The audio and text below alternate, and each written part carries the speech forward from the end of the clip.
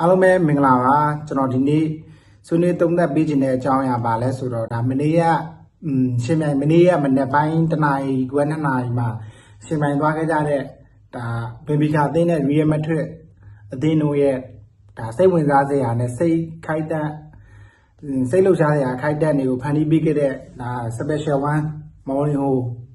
ဘာကြောင့်အများနဲ့ Special One ဖြစ်နေရလဲဆိုတဲ့အကြောင်းရင်းရဲ့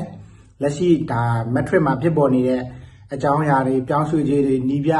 အပြောင်းလဲတွေမှာလာမဲ့2026-2029ရာသီမှာကျွန်တော်တို့မြင်တွေ့ရနိုင်တယ်ဆိုတဲ့အချက်တွေကိုကျွန်တော်ဒီနေ့အသေးစိတ်ပြောပြပေးချင်တာပဲဖြစ်ပါတယ်။နံပါတ်1ချက်ကတော့ဒါကျွန်တော်မနေ့ကမှပွဲကပြီးသွားတယ်။မနေ့ကပွဲပြီးသွားတယ်ဆိုပေမဲ့ဒါအားလုံးရဲ့ပွဲပြီးအကြောင်းတော့အားလုံးသိပြီးသွားပြီဖြစ်မှာပါ။ကျွန်တော်အဲ့ပွဲတက်စားလို့ရှိရင်ဒါဒီအသင်းရဲ့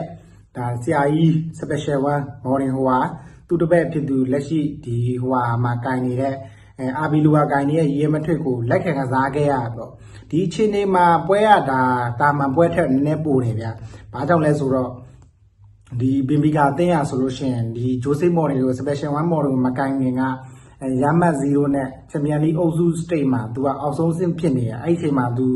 မော်ရင်ဟိုဒါ Special One နီးပြမော်ရင်ဟိုရဲ့ခန့်လိုက်တယ်ခန့်ပြီးတဲ့အချိန်တွင်းမှာပဲဒါမော်ရင်ဟိုဟာသူရဲ့ဒါပြည်တွင်းပေါ်တူဂီပြည်တွင်းလိအပါဝင်ချန်ပီယံလိမှာတောက်လျှောက်ရလက်ကောင်းတွေယူပြီးတော့ဒါအခုဆိုလို့ရှိရင်ဒါချန်ပီယံလိမှာလည်းဒါရှုံးထွက် play-off ဆင့်ကိုထပ်ရှုံးထွက်တက်ဖို့တဲ့ play-off ဆင့်ကိုတက်လှမ်းနိုင်ခဲ့တယ်ပေါ့ဒါမနေ့ကရေမထွက်ကိုသူက2ဂိုးအသာနဲ့နိုင်တဲ့အချိန်မှာ goal difference 2ဂိုးအသာနဲ့မာဆေးကိုကျော်လွန်ပြီးတော့ဒါသူကဒီချန်ပီယံလိ play-off ကိုတက်သွားတယ်ပေါ့ဒီဘက်မှာကျွန်တော်ပြောချင်တဲ့ချက်ကကျွန်တော်တို့ဒါစကပုံဝင်ရဆိုလို့ရှိရင်ဒါဇာတမပြန်လို့ရှိရင်ဆွေးစရာကြံခဲ့မယ်ဆိုတော့စကပုံဝင်တိုင်းပဲဒီမော်လီဟိုကဒါဥရောပစင်မြင့်ပေါ်မှာသူအများနဲ့ရှိနေမယ်ဒါမော်လီဟိုပြန်သွားရင်ဒါရေးစရာမှတ်စရာတွေအတွက်ဒါသတင်းသမားတွေအတွက်တော့ဒါကြိုက်တာပေါ့ဗျာရေးစရာမှတ်စရာကြီးကြံခဲ့မယ်ဆိုတဲ့ပုံစံတိုင်းပဲဒါမော်လီဟိုကတော့ဒါမီဒီယာရှေ့မှာပဲဖြစ်ဖြစ်ဒါအများနဲ့ဘောလုံးကွင်းထဲမှာပဲဖြစ်ဖြစ်ဒါသူ့ရဲ့ချစ်စရာမူရာတွေစားတဲ့တွေ့ရမြင်ရပေါ့ဒါမင်းညဆိုလို့ရှိရင်လည်းသူအပြေးလွှားအောင်ပဲခံခဲ့တယ်ပြီးဘောလုံးဘောကောက်သမားလေးနဲ့လည်း special အောင်ပဲခံခဲ့ကြရပေါ့ဒီဘက်မှာကျွန်တော်ပြောချင်တဲ့ချက်ကမော်ရီယိုဘာကြောင့်အများနဲ့ special one ဖြစ်နေလဲဆိုတော့ဒါမင်းညပွဲတွေမှာကျွန်တော်သိပြီးသွားပြီဖြစ်မှာပါပုံမှန်ဆိုလို့ရှိရင်ဒါဘင်ဘီကာအသင်းကဒါ3ဂိုး2ဂိုးနဲ့နိုင်နေတဲ့အချိန်မှာဘလို့ချင်းနေပဲဖြစ်ဖြစ်သူတို့အသင်းကနောက်တစ်ခုသွင်းလို့ရှိရင်သူတို့အုပ်စုတက်မယ်သို့မဟုတ်ဒါ player ကန်ရမယ်ဆိုတာဒါဒီလုံးသိရနားလေတယ်အဲ့ချိန်မှာမော်ဒင်ဟိုဟာသူ့ရဲ့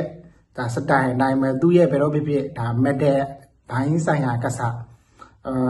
သူအသင်းသားတွေအများနဲ့ဘေးကနေပြီးတော့ဒီတက်ဒီရဲ့အသက်ကလည်းကြီးပြီဗျာဒါအန်ဆယ်လော့တီတို့ဂွာဒီယိုလာတဲ့တော့အများကြီးကြီးရဗျာဒါမော်ဒင်ဟိုဆိုတာသူဘယ်လိုမျိုး manage လုပ်လဲဆိုလို့ရှိရင်အသင်းက3ဂိုး2ဂိုးနဲ့ဖြစ်နေတဲ့အချိန်မှာ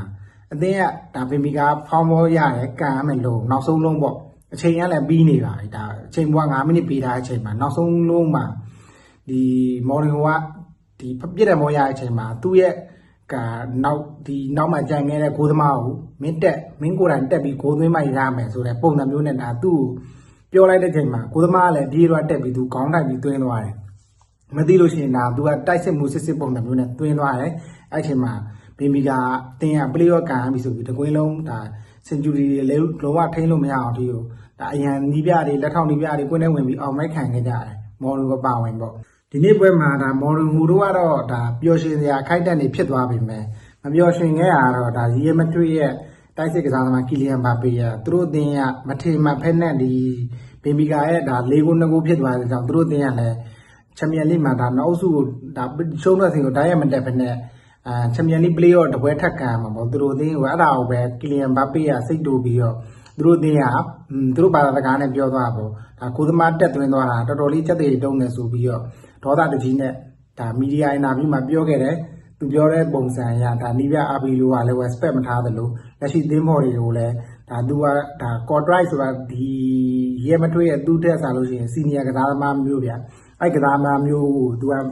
အလေးမထားဘဲနဲ့ဒါကိုသမားချင်းတောင်မဲ့ဒီဘေဘီကကိုသမားကိုသွင်းသွားတဲ့ပုံစံမျိုးနဲ့ဒါကီလီယန်ဘာပေရဲ့ contract ကိုဒါ ကြော်ပြီးတော့ဒီလိုစကားမျိုးပြောရတော့ဒါသူ့ဘာသူကိုနှစ်ကိုသွင်းဒါမကောင်းဘူးပေါ့ဗျာနီးပြထက်လဲကြော်ပြီးတော့ဒီလိုစကားမျိုးတွေဒါရှေ့မှာဆိုလဲဇာဘီလွန်ဆိုတဲ့သူကအရန်ပါဝါပြတယ်ဘာစီလိုနာနဲ့စပိန်ဘင်းဗလာစူပါဗလာမှာသူဇာဘီလွန်ဆိုတာသူအသင်းသားတွေကိုဘာစီလိုနာကိုဂုဏ်ပြုဖို့ခေါ်တယ်သူကဒါဂုဏ်ပြုဖို့တက်စားလို့ရှိရင်သူ့ရဲ့အသင်းမှာရှိတဲ့ကစားသမားတွေကိုဂုဏ်မပြုဖို့ဆိုပြီးတော့ဒါပြန်ခေါ်ရကြီးချင်းအဖြစ်ဘာပေဟာရေမထွက်မှာဘလို့မှဒါအဆင်မပြေနိုင်ဘူးဘယ်နည်းပြလာဘာပေနဲ့ပြဿနာတက်ကိုတက်မယ်ဆိုပြီးတော့ကျွန်တော်မြင်ခဲ့ရတဲ့ပွဲပေါ့အဲအကြောင်းလဲဒီလာမဲ့ရာဒီကောမှာကီလီယန်ဘာပေကသူ့ရဲ့စိတ်တိုင်းကနီးပြတူကိုရှာဖွေထားတယ်လို့လည်းကြားရတယ်အဲ့ဒါနီးပြကိုယ်တိုင်ကသူကြိုက်တဲ့နီးပြဘယ်နီးပြလဲဆိုလက်ရှိ Aston Villa မှာနီးပြနေတဲ့ဦးနန်းအမဒီကိုလာမဲ့ရာဒီအတွက်မှာသူတို့ကအရန်လေးပေးပြီးတော့စဉ်းစားထားတယ်အခုလောဆယ်ကျွန်တော်ကြားသိရတဲ့လောက်ကတော့ဆက်သွယ်မှုတွေတောင်ပြုလုပ်နေပြီလို့ကြားတယ်ဘာကြောင့်လဲဆိုတော့ပြည်ရဲ့နဲ့ဒါရီရဲမတွေ့ရဲ့ဘယ်ဘာဒီလိုကီလီယန်ဘာပေတို့လိုကစားသမားမျိုးတွေရဗျာဒီ Aston Villa အသင်းမှာလုတ်ပြနေတဲ့ဦးနန်းအမဒီရဲ့လုတ်ရကိုင်ရဲ့သူကင်လို့ရှိရင်တိုးတက်နေတဲ့အရာတွေရဲ့ပြီးလို့ရှိရင်ဦးနန်းအမဒီရဲ့ဝါရင်တပါရင်ဒါသူကင်ခဲ့ရဆို PSG ပါဝင်အာဆင်နယ်တို့လိုဗီလာရီရဲတို့လိုဒါသူဆိုလို့ရှိရင်ဥရောပမှာလည်းဒါတွေ့ကြုံရှိရဲ့နီးပြဆိုပြီးတော့ရီရဲအသင်းကလာမယ့်ရာသီမှာဦးနိုင်အမီကိုတော့ခန့်ဖို့စဉ်းစားနေတယ်ပေါ့လက်ရှိသတင်းတွေရတော့အားကြောင့်ကျွန်တော်ဒီနေ့တင်ဆက်ပေးခြင်းတဲ့အကြောင်းအရာတွေကတော့တော်တော်လေးလဲစုံသွားပြီအဲ့ဒါကျွန်တော်ပြောခြင်းဟာဒီနေ့အတွက်ဒါရီရဲမထွက်အသင်းရဲ့ပင်မီကာအသင်းရဲ့ဒါမထင်မှတ်တဲ့ခိုင်နှံစိတ်ဝင်စားစရာခိုက်တဲ့နေပါဝင်လက်ရှိကီလီယန်ဘာပေကနီးပြအပီလိုဟာပေါ့မကြိုက်တဲ့အပြင်ဂိုးသမားနဲ့လည်းနည်းနည်းပြဿနာဖြစ်နေရယ်ကော်ဒရိုက်နဲ့လည်းပြဿနာဖြစ်နေလို့ကြားသိရပြီးတော့လာမယ့်ရာသီမှာရီယယ်မက်ဒရစ်က Aston Villa နီးပြအန်နွိုင်းအမရီကိုခန့်ဖို့အတွက်အလေးပေးဆောင်ရွက်ပြီးကြိုးစားနေရဲဆိုတဲ့အကြောင်းတင်ဆက်ရင်းနဲ့ကျွန်တော်ရဲ့တင်ဆက်မှုလေးကိုဒီမှာပဲညနာခွင့်ပြုပါကျွန်တော်ရဲ့ YouTube channel လေးကို like နဲ့ subscribe လုပ်ပေးကြပါဦးလို့မေတ္တာရပ်ခံပါရစေဗျအားလုံးကိုကျေးဇူးတင်ပါတယ်